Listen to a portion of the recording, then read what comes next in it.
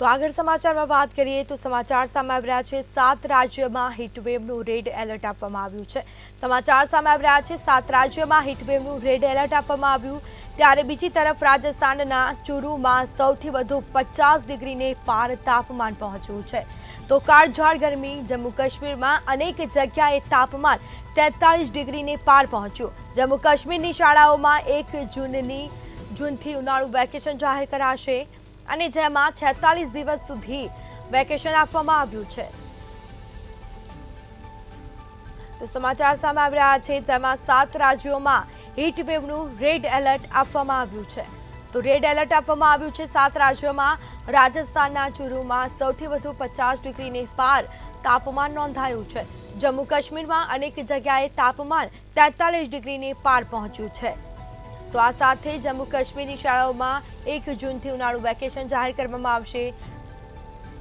46 દિવસ સુધી આ વેકેશન આપવામાં આવશે। તો 7 રાજ્યોમાં હીટવેવનું રેડ એલર્ટ આપવામાં આવ્યું।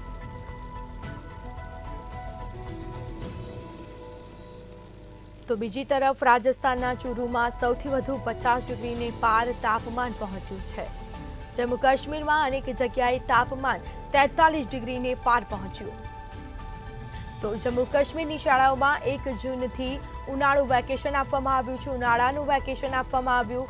46 દિવસ સુધી આ વેકેશન આપવામાં આવ્યું છે।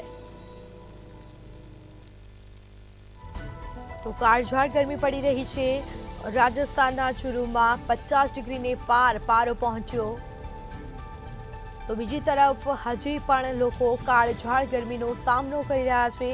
ગરમીથી લોકો ત્રાહિમામ પોકારી ઉઠ્યા છે। જમ્મુ કાશ્મીરમાં અનેક જગ્યાએ તાપમાન 43 ડિગ્રી નોંધાયું છે। જમ્મુ કાશ્મીરની શાળાઓમાં 1 જૂનથી ઉનાળાનું વેકેશન જાહેર કરવામાં આવશે।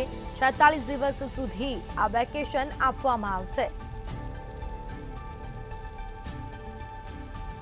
તો 7 રાજ્યોમાં હીટવેવનું રેડ એલર્ટ આપવામાં આવ્યું।